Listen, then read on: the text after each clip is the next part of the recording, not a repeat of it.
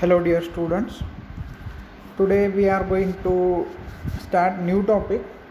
First unit from paper number 7, that is photoperiodism. So photoperiodism क्या होता है?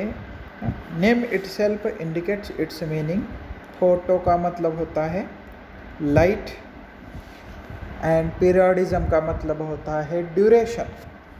So duration of light. So in plant physiology, photoperiodism means what? So in plant physiology, photoperiodism is the duration of light required for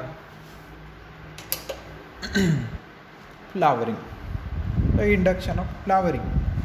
flower आने के लिए कितना light लगता है, तो उसको फोटोपेरियोडिज्म कहते हैं simply.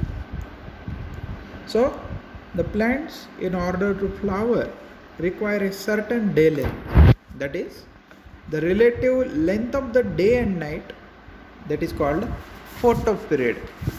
So how much light period is required for a particular plant to flower, that is a photoperiod.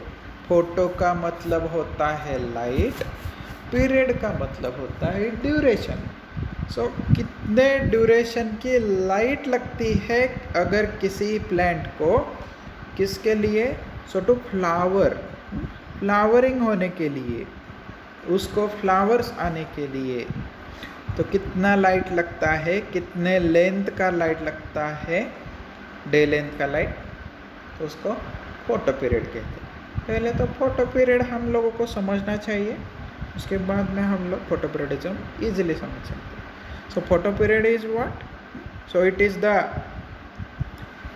Relative length of the day and night that is required for flowering, and that is called as photoperiod.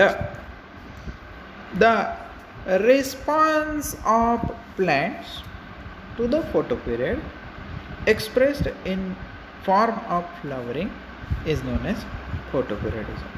So photoperiodism का मतलब क्या है? ये response है plant का to photoperiod, that is expressed in terms of flowering. तो एक particular photoperiod को प्लांट एक्सपोज हो जाएंगे और उसको फ्लावर आ जाएंगे, तो ये हुआ simply photoperiodism. This phenomenon of photoperiodism was firstly discovered by Garner and Allard, year also given there. So who observed that Biloxi variety of soybean पता है हम लोगों को, and Maryland mammoth variety of tobacco, Nicotiana tobacco. तो tobacco का Maryland mammoth variety and soybean का Biloxi variety, ये दो वैरायटी के ऊपर उन्होंने स्टडी किया.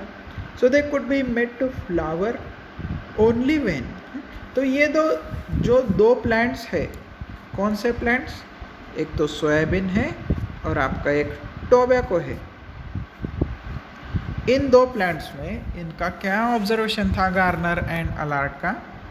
So they could be made to flower, तो इनको फ्लावरिंग किया जा सकता है, इन प्लांट्स में फ्लावरिंग इंड्यूस किया जा सकता है. कब?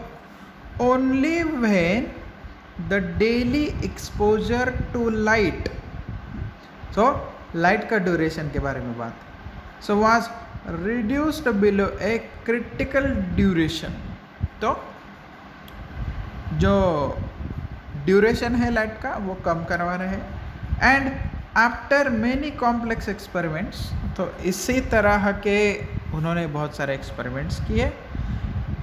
सो they concluded that the relative length of day is factor of the first importance in growth and development of plants. तो ग्रोथ एंड डेवलपमेंट के लिए, जो प्लांट का ग्रोथ है एंड डेवलपमेंट है, इसके लिए क्या लगता है? तो रिलेटिव डे लेंथ इम्पॉर्टेंट है. दिन का उजाला कितना है, that is the day length, day period.